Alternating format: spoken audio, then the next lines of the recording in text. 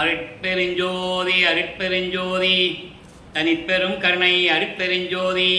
எல்லா உயிர்களும் இன்புற்று வாழ்க, வள்ளல் மலரடி வாழ்க வாழ்க, கொல்லா விரதம் குவளையெல்லாம் ஓங்குக, நல்லோர் நினைத்த நலம் பெறுக, நன்றி நினைத்த எல்லோரும் வாழ்க இசைந்து. உலக மக்களே, அறிவார்ந்த அன்பர்களே, ஆண்மநேய ஒருமைப்பாடுடைய அன்பர்களே, வல்லற்பமானவர்கள் அருட்பெருஞ்சோதி ஆண்டவரால் இந்த பூலோகத்திற்கு ஒரு தாயின் வழியாக வருவிக்க உற்று சென்னையிலே 33 ஆண்டுகள் தோன்றும் துணையாக இருந்து கொண்டிருக்கிறார்கள். அந்த காலகட்டங்களில் அருட்பெருஞ்சோதி ஆண்டவர் தன் மகனை சமயங்கள், மார்க்கங்கள், மதங்களில் கூறப்பட்ட நெறிமுறைகளை பின்பற்ற செய்து கொண்டு சிவபெருமானை வழிபட்டு கொண்டிருக்கிறார். இது இறைவனுடைய திருவிளையாடல் என்பதை நீங்கள் புரிந்து கொள்ள வேண்டும். காரணம், தன் மகனை சமய நெறிகளிலே இருக்க செய்து அதன் பிறகு இது உலக மக்களுக்கு தேவையில்லை, இது எல்லாம் பொய்யான வாழ்க்கை என்று உலக மக்களுக்கு சொல்ல வேண்டும் என்பதற்காக தனது மகனிடம் திருவிளையாடல் செய்து கொண்டிருக்கிறார் என்பதை நீங்கள் புரிந்து கொள்ள வேண்டும். காரணம், இந்த பிரபஞ்சம் தோன்றிய காலத்திலிருந்தே ஏற்பட்ட 4 யுகங்களிலுமே கிரேத யுகம், திரேதயுகம், துவார யுகம், கலியுகம், இந்த 4 யுகங்களிலுமே தோன்றிய மார்க்கங்களும் சமயங்களும் மதங்களும் அழிந்து விட்டன என்பதை உலக மக்களுக்கு சொல்ல வேண்டும். காரணம், ஒவ்வொரு யுகத்திற்கும் ஆயுள் காலம் உண்டு. அதே போல ஒரு சமயங்களுக்கும் மதங்களுக்கும் மார்க்கங்களுக்கும் ஆயுள் காலம் உண்டு. உதாரணத்திற்காக கிரேத யுகத்திலே உண்டான மார்க்கம் கலங்க மார்க்கம், திரேத யுகத்திலே உண்டான மார்க்கம் திராவக மார்க்கம், துவார யுகத்திலே உண்டான மார்க்கம் நவநீத மார்க்கம், கலியுகத்திலே உண்டான மார்க்கம் பஸ்ப மார்க்கம், அதன் பிறகு தசா மார்க்கம், சர்புத்திர மார்க்கம், சமய மார்க்கம், சக மார்க்கம் என்ற மார்க்கங்கள் தோன்றின, மதங்களும் தோன்றின. ஒவ்வொரு யுகம் முடிந்தவுடனே, அந்த யுகம் அழிந்த உடனே ஒவ்வொரு யுகத்திற்கும் ஆயுள் காலம் உண்டு என்பதை நாம் ஏற்கனவே தெளிவாக பார்த்தோம். அந்த ஒவ்வொரு யுகமும் அழிந்தவுடனே அந்த யுகத்தில் தோன்றிய மார்க்கங்களும் சமயங்களும் மதங்களும் அழிந்துவிடும். யுகங்கள் அழியும் போது இதெல்லாம் அழிந்துவிடும். மக்களுக்கு அது தெரியாது, என மக்களிடம் யாரும் சொல்லவில்லை. அந்த உண்மைகளை கூறுவதற்காகத்தான் நமது பிள்ளை பெருமானவர்கள் இந்த பூலோகத்திற்கு வருவிக்க விட்டார் என்பதையும், அதோடு மட்டுமல்ல, தன் தந்தையிடம் தன் தந்தை உருவாக்கிய அருட்பெருஞ்சாண்டவர் உருவாக்கிய சுத்த சன்மார்க்கத்தை பெற்றுக்கொண்டு இந்த மார்க்கம்தான் உலக மக்களுக்கு தேவை என்ற நிலையை உலக மக்களுக்கு தெரியப்படுத்த வேண்டும் என்பதற்காகவும் நமது பிள்ளை பெருமானவர்கள் வருவிக்க உற்றார். வருவிக்க உற்றார் என்பது இறைவன் ஒரு காரியத்தை நடத்துவதற்காக, அதாவது காரணம் காரியங்கள் என்று சொல்லுவார். காரணம் என்பது நோக்கம், காரியம் என்பது செயல்படுத்துவது. இறைவனுடைய நோக்கத்தை செயல்படுத்துவதற்கு தனது மகனை இந்த பூலோகத்திற்கு அனுப்பி வைக்கிறார் என்பதுதான் திருவெட்பாவில் நாம் கண்ட உண்மை. இந்த விளக்கம் ஏனென்றால், வல்லப்பமானவர்கள் இந்த பூலோகத்திற்கு வருவிக்க உற்று 203 ஆண்டுகள் நிறைவடைந்த நிலையிலும் கூட வல்லப்பமானுடைய அருள் நிலைகளையும் அவர் இறைவனுடைய மகன் என்ற நிலையையும் இந்த உலக மக்களுக்கு யாரும் தெரியப்படுத்தவில்லை. பொதுப்படையாக உலகியலிலே பிறந்தார் என்றும் வளர்ந்தார் என்றும் இப்படிதான் பேசிக்கொண்டிருக்கிறார்கள், இன்னும் பேசிக்கொண்டிருக்கிறார்கள். அந்த நிலை மாற வேண்டும்.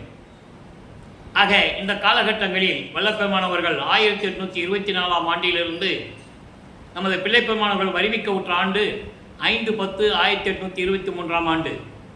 இறைவனுடைய திருவிளையாடல் தொடங்கிய ஆண்டு 1/1/1823ஆம் ஆண்டு. இறைவனுடைய திருவிளையாடல் முடிகின்ற ஆண்டு 30/1/1874ஆம் ஆண்டு இரவு 12 மணி. ஆக இந்த 51 ஆண்டு திருவிளையாடல்களை 8 ஆண்டுகளாக பிரித்து தனது மகனுக்கு எப்படியெல்லாம் அருளை கொடுத்து கொண்டிருந்தார் என்பதை தான் நாம் திருவெற்பாவிலே பார்த்து கொண்டிருக்கிறோம். திருவெற்பா என்பது இறைவனால் இயற்றப்பட்டது. பிரபஞ்சத்தின் உண்மை விளக்கங்களை கூறுவது, அதே நேரத்தில் நமது பிள்ளை பெருமானவர்கள் தன் தந்தையிடம் பெற்ற அருள்களை எப்படி விளக்கி கூறுவது, அனுபவங்களை கூறுவது என்ற நிலைதான் திருவெற்பா. ஆக 1824ஆம் ஆண்டிலிருந்து 1840 ஆண்டுகள் வரை, 16 ஆண்டுகள் வரை நமது பிள்ளை பெருமானவர்கள் சென்னையில் இருந்த காலகட்டங்களில் என்ன நிலை ஏற்பட்டது, அவர் எந்த நிலையில் இருந்தார் என்பதை விளக்குவதற்காகத்தான் 1ஆம் திருமுறை 2ஆம் திருமுறை பதியங்களில் இருக்கின்ற பாடல்கள் மூலமாக பார்த்து கொண்டிருக்கிறோம். அதே நேரத்தில் சுத்த சன்மார்க்கத்தை பெற்ற பிறகு இந்த நிலைகள் எப்படி மாறுகிறது என்ற நிலைகளையும் நாம் பார்க்க போகிறோம். எனவே சிவநேச வெண்பா என்ற பதிகத்திலிருந்து 1ஆம் திருமுறை சிவநேச வெண்பா பதிகம் 4 பாடல் 32. பாடலை நல்லா கவனிங்க.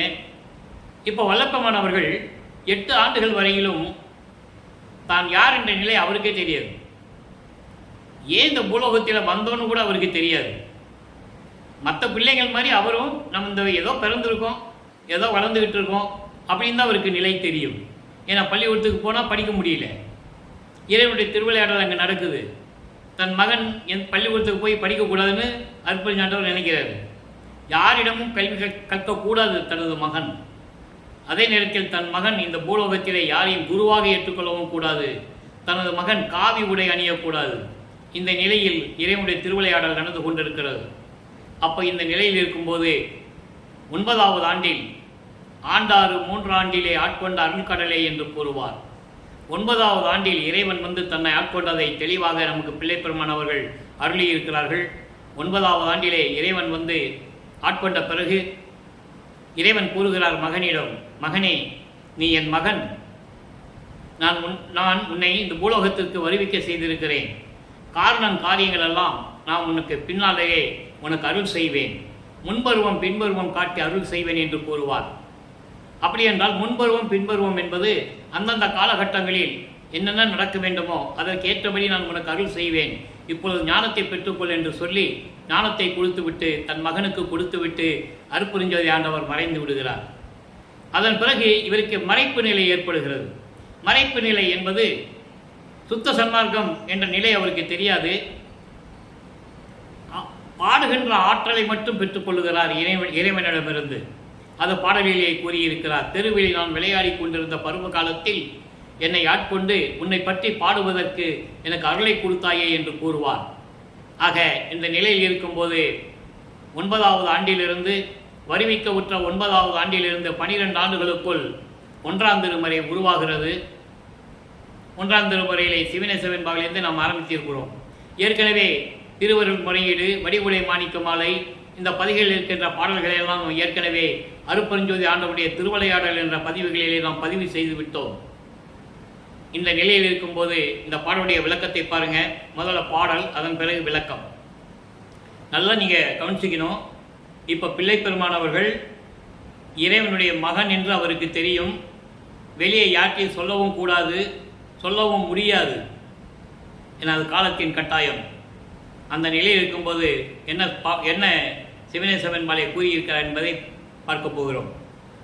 ஓஹோ கொடிதே, ஓஹோ கொடிதே உறும் புலையர் இல்லிடத்தே, உறும் புலையர் இல்லிடத்தே கோ வதைத்து உன் செயல் அன்றோ, கோ வதைத்து உன் செயல் அன்றோ. உன் என்பது இங்கே 3 சொல்லி என்னன்னா, உன் என்பது சாப்பிடுவது. உன் செயல் அன்றோ வாகோர்த்தம், வாகோர்த்தம் வாழ்மனையில் செல்லாது வள்ளல் நினை ஏத்தாதார் பால்மனையில் சென்று உண்பது. இறைவனே, நல்லவர்கள் மனையில் போய், வீட்டில் போய், வாகோர்த்தம் என்பது நல்லவர்கள், நல்லவர்கள் வீட்டிலே போய் பசிக்கு உண்பதுதான் நல்லது. உன்னை வணங்காதவர்கள் அந்த பாலடைந்த வீட்டில் போய் உண்பது என்ன செயல் என்றால், ஒரு பசுவை கொன்று, ஒரு பசுவை வதைத்து, ஒரு பசுவை கொன்று அதை உண்பது போன்ற ஒரு செயலாகும். அது மிகவும் கொடியதல்லவா இறைவா அப்படின்னு சொல்லி இந்த பாடலை அருளியிருக்கிறார்கள். பாடலினுடைய விளக்கம் கோர்வையாக சொல்லுகிறேன், நல்லா கவனிங்க.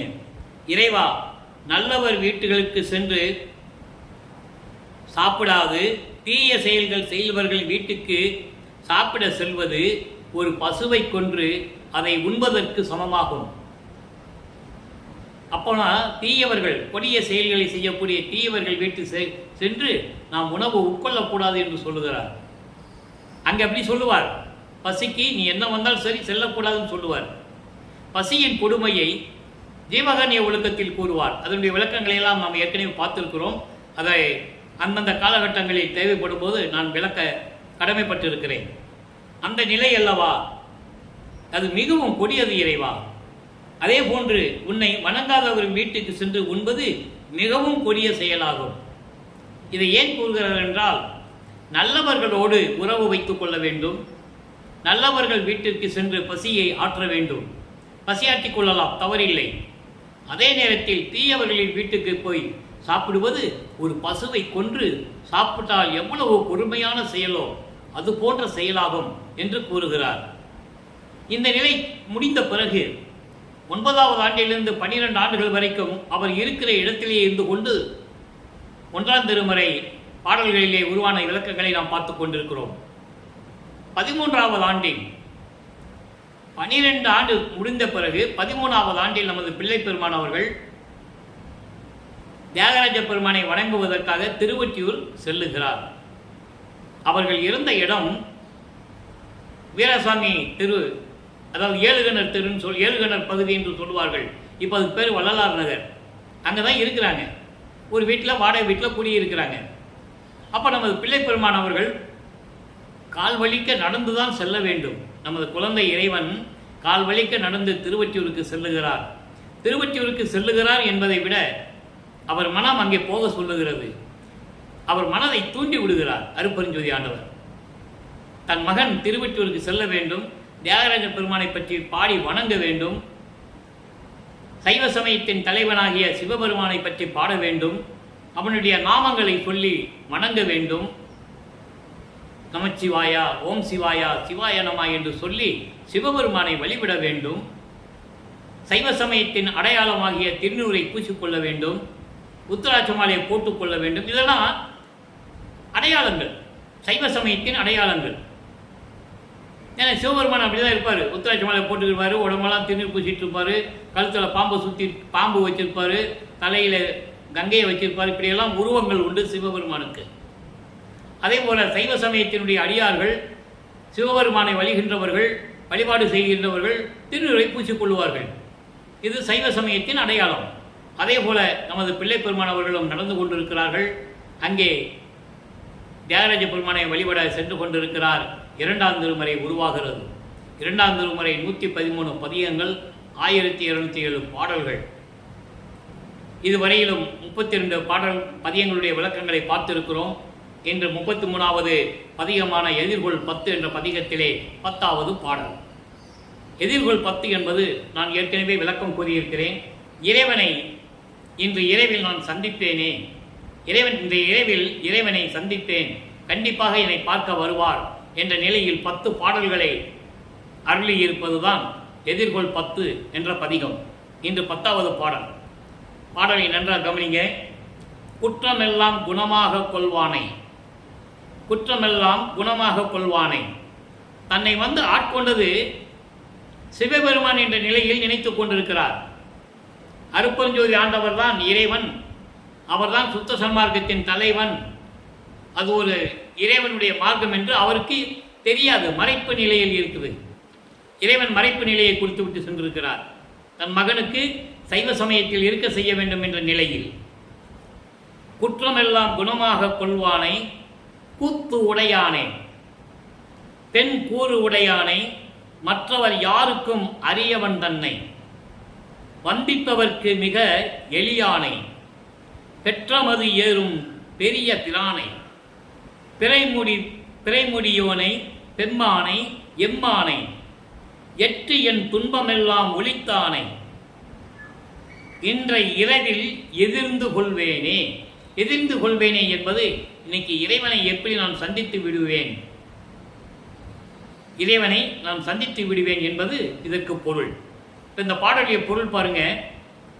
குற்றமெல்லாம் குணமாக கொண்டவனே, என்ன குற்றங்கள் செய்தாலும் அதை குணமாக ஏற்றுக்கொள்ளக்கூடிய இறைவனை, கூத்து உடையானை, கூத்து உடையானை, கூத்தானை, அருள் நடனம் செய்து கொண்டிருக்கின்ற இறைவனை, பெண் கூறு உடையானை, ஒரு பெண்ணை ஒரு பக்கமாக இடது பக்கமாக ஒரு பெண்ணுக்கு இடம் கொடுத்தவனை உமையாலை கூறுகிறார், பார்வதியை கூறுகிறார். சிவபெருமானுடைய உடலில் இடது பக்கம் பாதி கொடுத்தது ஒரு பெண்ணுக்காக, பெண்ணுக்கு சமநீதி கொடுக்க வேண்டும் என்ற ஒரு நோக்கத்தில், ஒரு தத்துவத்தின் அடிப்படையில் அது கொடுத்தது என்ற விளக்கத்தை நாம் ஏற்கனவே தெளிவாக பார்த்திருக்கிறோம். அருட்பெருஞ்சோதி ஆண்டவருடைய திருவிளையாடல் என்ற பதிகத்திலே நீங்கள் பார்த்தால் அந்த விளக்கம் புரியும். அப்படிப்பட்ட இறைவனை மற்றவர் யாருக்கும் அறியவன் தன்னை, மற்றவர் யாருக்கும் என்பது தன்னை வணங்காதவர்களை, தன்னை வணங்காதவர்களுக்கு அரிதான நிலையில் இருந்து கொண்டிருக்கின்ற இறைவனை, அதே நேரத்தில் வந்திப்பவருக்கு மிக எளியானை தனி மனதார ஏற்று மனதார வணங்கி போற்றி வணங்குகின்றவர்களுக்கு மிகவும் அருளை கொடுக்கக்கூடிய எளியவனை, பெற்றமது ஏறும் பெரிய பிரானை. பெற்றமது ஏறும் என்பது காளை வாகனத்தின் மீது வந்து கொண்டிருக்கின்ற பெரிய பிரானை, காளையை வாகனமாக கொண்ட இறைவனை. காளை வாகனம் நந்தி என்று சொல்லுவார்கள். சிவன் கோயிலில் நீங்கள் போய் பார்த்தீங்கன்னா முதல்ல நந்தி தான் இருக்கும். அப்போ காளை வாகனை கொண்ட இறைவனை, பிறைமுடியோனை, தன்னுடைய சடையில் பிறை சந்திரனை சூடியவனை, பெம்மானை, எனது இறைவனை, எம்மானை, எற்று என் துன்பமெல்லாம் ஒழித்தானை. எற்று என் துன்பமெல்லாம் என்பது என்னை அடைந்த துன்பங்களையெல்லாம் ஒழித்தவனை. என்னை அடைந்த துன்பங்கள் என்று சொல்லுவது, நீ என்னை வருவிக்க செய்து, அதாவது இறைவனால் வருவிக்க உற்று, ஒரு தாயின் கருவறையிலிருந்து இந்த பூலோகத்திற்கு வருவிக்க உற்று 8 ஆண்டுகள் வரையிலும் நான் பட்ட துன்பங்களை எல்லாம் என்னை ஆட்கொண்டு அந்த துன்பங்களை எல்லாம் நீக்கியவனை. அப்படிப்பட்ட இறைவனை இன்றைய இரவில் நான் எதிர்நோக்கி நின்று கொண்டிருக்கிறேன். இறைவனை நான் வரவேற்பேனே என்று கூறுகிறார். இந்த நிலையில் வல்லப்பமானவர்கள் இருந்து கொண்டிருக்கிறார்கள். இப்போ வல்லப்பமானவர்கள் 2வது 8இல் இருந்து கொண்டிருக்கிறார். நான் ஏற்கனவே விளக்கம் கொடுத்திருக்கிறேன். 2வது 8 என்பது இறைவன் 51 ஆண்டுகள் திருவிளையாடல் செய்கிறார். இந்த 51 ஆண்டுகளை 8 ஆண்டுகளாக பிரித்து தன் மகனுக்கு அருளை கொடுத்து கொண்டிருக்கிறார். ஒவ்வொரு 8 ஆண்டுகளிலும் என்ன நடந்தது என்பதை நாம் அருட்பெருஞ்சோதி ஆண்டவருடைய திருவிளையாடல் என்ற பதிவிலே பதிவு செய்திருக்கிறோம். 400 பதிவுகள், 400 வீடியோ போட்டிருக்கோம். அதை நீங்கள் பார்த்துக்கலாம்.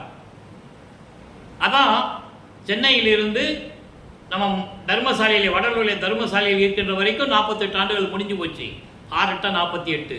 மீதி இருக்கிற 3 ஆண்டுகள் தான் நம் மேட்டுக்குப்பத்திலே இறைவன் வந்து தன் மகனோடு எப்படி கலந்து கொண்டார் என்பதை நாம் இறுதியாக பார்த்தோம்.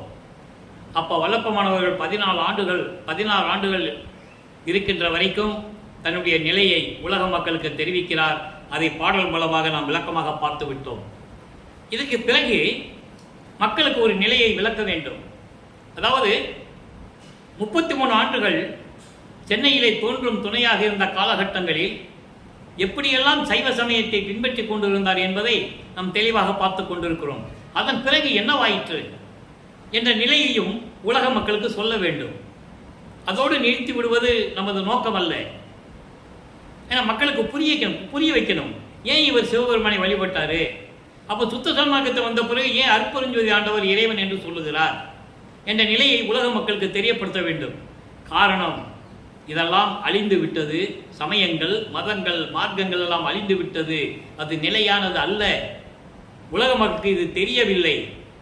யாரும் உலக மக்களிடம் சொல்லவில்லை. அதை கூறுவதற்காகத்தான் நான் வந்தேன். எல்லாமே மண்ணை போட்டு மூடிவிட்டார்கள். அந்த உண்மைகளை உலக மக்களுக்கு சொல்ல வேண்டும் என்பதற்காகத்தான் நான் இறைவன் மகனாக இந்த பூலோகத்திற்கு நான் வருவிக்க விட்டேன் என்ற நிலையை தெளிவாக கூறியிருக்கிறார். இப்போ இந்த நிலை எதிர்கொள் 10வது பாடலை நம்ம பார்த்தோம். அப்போ சிவபெருமானை வழிபடுகிறார். சுத்த சன்மார்க்கத்தை வந்த பிறகு 6ஆம் திருமுறையிலே 48வது பதிகம் ஆண்டு அருளிய அருமையை வேத்தல். அங்கே சொல்லும்போது சமயங்களில் இருக்கின்ற நிலையிலே கூறும்போது சிவபெருமான் நான் செய்த குற்றங்களை எல்லாம் குணமாக கொண்டார், இப்படியெல்லாம் சொல்லுவார் இல்லையா. சுத்த சன்மார்க்கத்தை பெற்ற பிறகு என்னை இறைவன் ஆண்ட விதத்தை உலக மக்களுக்கு வியந்து சொல்லுவது, இறைவன் தன்னை எப்படி ஆண்டு அருளினார் என்பதை சொல்லுவது 10வது பாடல். 2ஆம் திருமுறையிலே எதிர்கொள் 10வது பாடலுக்கு சுத்த சன்மார்க்கத்தை பெற்ற பிறகு 48வது பதிகத்திலே 6ஆம் திருமுறையிலே 10வது பாடல் என்பதை நீங்கள் புரிந்து கொள்ள வேண்டும். ஒவ்வொரு பாடலுக்கும் ஒரு தொடர்பு உண்டு. அந்த விளக்கி கூற வேண்டும் என்றால் இறைவனுடைய தயவையும் கருணையும் இருந்தால்தான் விளக்கி கூற முடியும். அந்த வகையிலே இந்த வள்ளலார் ஊழியன் இறைவனுடைய தயவையும் கருணையும் பெற்றவன் என்ற விதத்தில் நான் பெருமையோடு உங்களோடு விளக்கி கொண்டிருக்கிறேன். நல்ல கவனிங்க. என் உள்ளம் பிரியா பேர் ஒளி என்கோ. அங்கே ஒளியெல்லாம் சொல்ல மாட்டார். நல்லா புரிஞ்சுக்கிட்டீங்க. சிவபெருமானே, தியாகராஜ பெருமானே, தில்லையில் இருக்கின்ற நடராஜனே, மதுரையில் இருக்கின்ற சொக்கநாதனே, சிவலிங்கனே இப்படியெல்லாம் சொல்லுவார். ஏன்னா அதான் தெரியும் அவருக்கு. அப்போ சுத்த சன்மார்க்கத்தை பெற்ற பிறகுதான் என்ன நிலை என்று இப்போ சொல்லுகிறார் பாருங்க. உன்னை நான் எப்படி அழைப்பது? என் உள்ளம் பிரியா பேரொளி என்கோ.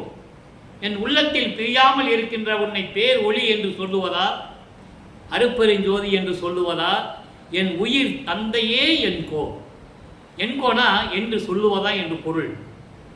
என் அரசனை உன்னை எப்படி நான் சொல்லுவது? என் உயிர் தந்தை என்று உன்னை சொல்லுவதா? நல்ல கவனிக்கணும். உலகியலிலே 5/10/1823 நான் உலகிலே வருவிக்க விட்டேன் என்று கூறுவார். அப்போ சொல்லுவார், உபகாரத்தால் பெற்ற தந்தையும் தாயும் என்று சொல்லுவார்.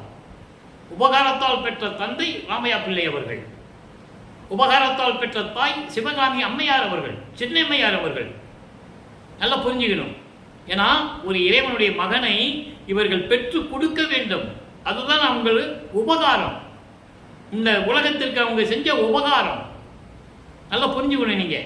அவங்களை உபகார தந்தை என்று கூறுவார், உபகார தாய் என்று கூறுவார். ஆனால் உயிர் தந்தை யார்? அருப்பெருஞ்சோதி ஆண்டவர். அதை நீங்க புரிஞ்சுக்கணும். ஏன்னா யாருமே அவரை பற்றி, வல்லப்பமலை பற்றி சொல்லும்போது இப்படி தான் சொல்லுவாங்க. எப்படின்னா, மருதூரில் பிறந்தாரு, ராமையா பிள்ளைக்கும் சின்னையாமையாருக்கு பிறந்தாரு. ராமையா பிள்ளை சின்னையாமையார் வந்து ராமையா பிள்ளைக்கு 5 மனைவியில் இறந்து போனாங்க. 6வது மனைவி, 6வது மனைக்கு 5வது பிள்ளையாக பிறந்தாரு. இப்படி தானே சொல்லுவாங்க. இப்படி தான் நீங்கள் கேள்விப்பட்டிருப்பீர்கள். அவர் பிறந்தார் என்று சொல்லக்கூடாது. மற்றவர்களெல்லாம் பிறந்தவர்கள். இவர் இறைவனால் வருவிக்க உற்றவர். காரணம், இவரால் ஒரு காரியம் நடக்க வேண்டியது இருக்கிறது, காரிய காரணங்கள் நடக்க வேண்டியது இருக்கிறது. அந்த நோக்கத்திற்காகவும் அந்த செயலுக்காகவும் தான் இறைவன் இவரை வருவிக்க விட்டார் என்ற நிலையை நீங்கள் புரிந்து கொள்ள வேண்டும். அப்போ அந்த நிலையில் இருக்கும்போது சொல்றாரு, என் உயிர் தந்தை என்று சொல்லுகிறார். தனது தந்தை அருட்பெருஞ்சாண்டவர் அந்த சின்னையம்மாளுடைய கருவறையிலே இருக்கும்போது இறைவன் வந்து தன் தந்தை அருட்பெருஞ்சாண்டவர் எப்படி வந்து காட்சி கொடுத்தார் என்பதையெல்லாம் கூறியதை நாம் விளக்கமாக பார்த்தோம். 5 மாத குழந்தையாக இருக்கும்போது தில்லையிலே சிதம்பரத்திலே தன் மகனுக்கு வெட்ட வெளியாக எப்படி காட்டினார் என்பதையும் பார்த்தோம். நல்லா புரிஞ்சுக்கணும். ஏன் இதை பாடல்களில் சொல்லியிருக்கார் என்றால், இவர் நடராஜனை கும்பிடுறதுக்கு அங்கே போகலை. நடராஜன் கர்ம சித்தியை சேர்ந்தவர். நடராஜன் வந்து இவரை கும்பிடணும். அது பின்னால் வந்து அது கதைகள்லாம் அந்த திருவிளையாடலாம் நம்ம ஏற்கனவே சொல்லியிருக்கோம். கர்ம சித்தி யோக சித்தியில் வென்றவர்கள் அவர்கள் எல்லாம் ஒரு சைவ சமயத்தின் தலைவர்கள் என்பதை தெளிவாக திருவருட்பாவையில் நாம் கண்ட உண்மை. ஆக இந்த நிலையில் தன் மகனுக்கு அங்கே சிதம்பரத்திலே சிதம்பர ரகசியத்தை காட்டியது உலக மக்களுக்கு தெரிவிக்கிறார். அதை மக்களிடம் யாரும் சொல்லவில்லை. கூட்டு போனாங்க சிதம்பரத்தில். இவர் நடராஜனை பார்த்து சிரிச்சாரு. உடனே அங்கே இருக்கிற தீட்சிதர், எப்பா இவ்வளோ பெரிய சிரிப்பு சிரிக்கிறாரே, ராமலிங்கன்னு பேர் வச்சுக்காங்கன்னு சொன்னார். இப்படி தானே சொன்னாங்க. அப்படி அல்ல. அவருக்கு ராமலிங்கம் என்று பெயர் வைத்தது மருதூர் பக்கத்தில் பின்னலூர்னு ஒரு கிராமம் இருக்கு. அங்கே ராமலிங்கேஸ்வரர் கோயில் இருக்கு. அதுதான் ராமையா பிள்ளை அவர்களுடைய குலதெய்வம். அங்கே தான் போய் ராமலிங்கன் பேர் வைக்கிறாங்க, மொட்டை போடுறாங்க, காது குத்துறாங்க, பேர் வைக்கிறாங்க. காது குத்தி கம்பளம் போட்டாங்க கடுக்கானங்க.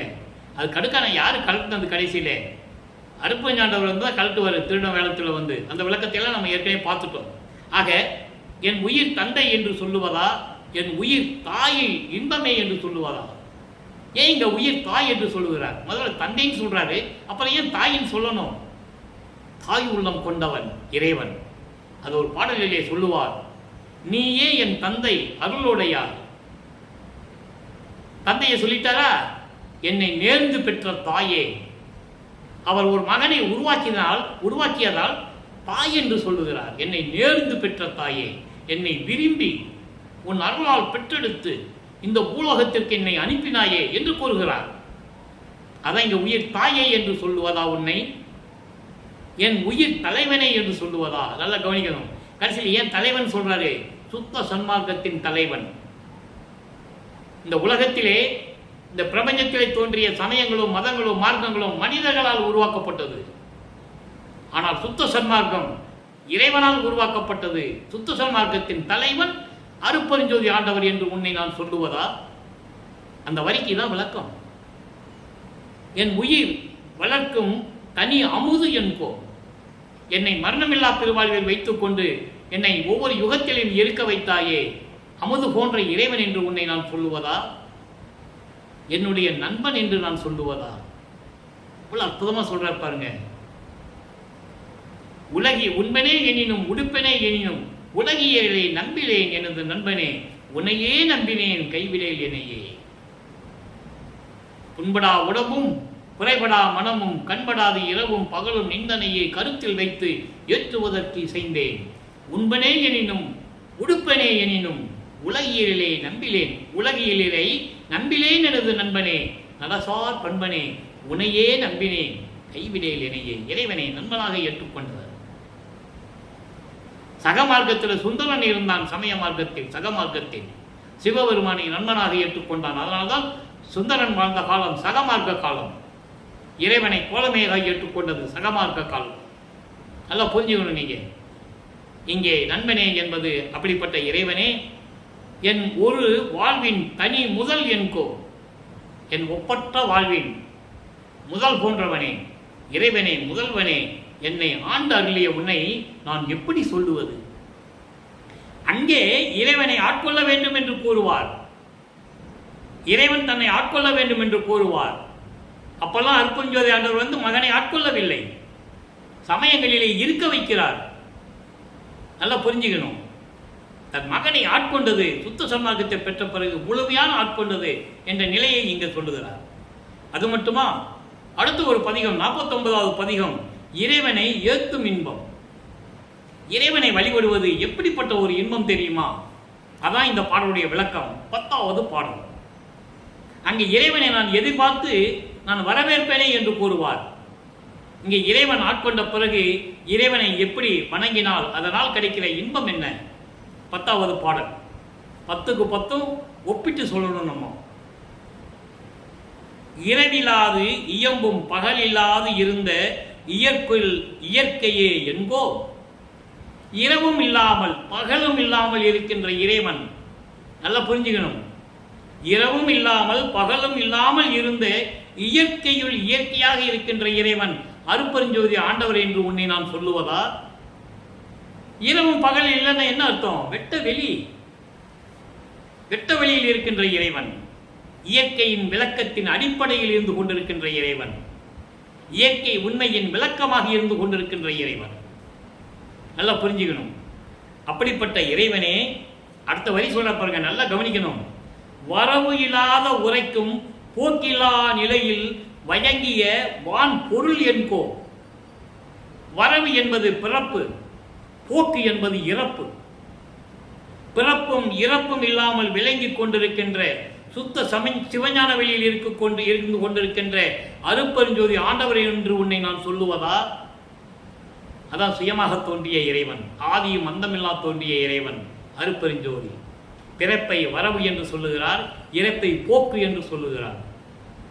நல்லா புரிஞ்சுக்கணும். போக்கு என்றால் அழிதல். ஆக பிறப்பும் இறப்பும் இல்லாமல் நிலையில் இருக்கின்றவன் யார்? அருட்பெருஞ்சோதி ஆண்டவர். மீதி எல்லாமே பிரம்மன் முதல் பிரம்மன், திருமால், ருத்திரன், மகேஸ்வரன், சதாசிவம் யாராக இருந்தாலும் சரி, அவன் பிறக்க வேண்டும், இறக்க வேண்டும். ஒரு அவதாரம் எடுப்பதற்கு பிறக்க வேண்டும், அந்த காலகட்டம் முடிந்தவுடனே இறக்க வேண்டும், அதன் பிறகு பிறக்க வேண்டும்.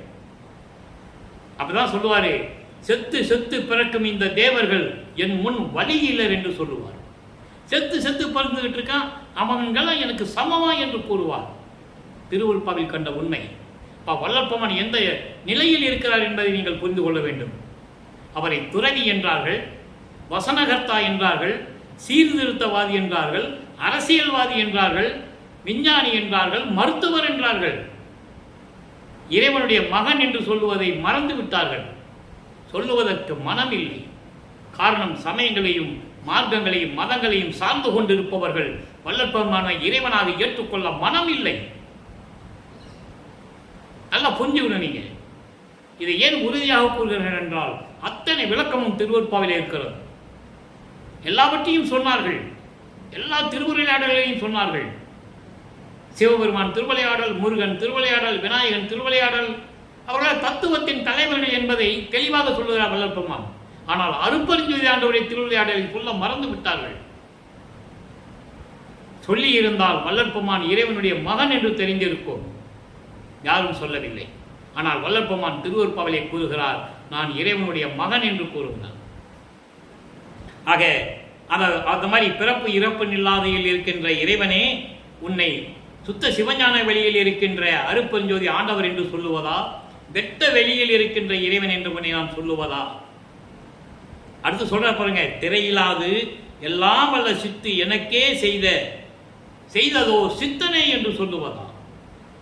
எவ்வளவு அற்புதமா இருங்க. திரையிலாது, எந்த விதமான மறைப்பும் இல்லாமல், ஒளிமறைவு இல்லாமல் என்று சொல்லுவார்கள்.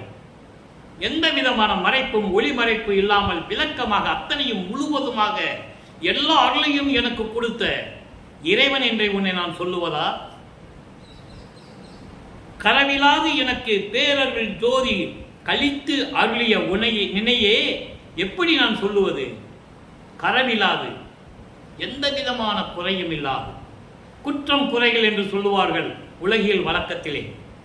எந்த குற்றம் குறை இல்லப்பா, நல்ல திருப்தியா இருக்கேன் அப்படின்னு சொல்லுவாங்கல்ல, அதான் கரைவிலாது.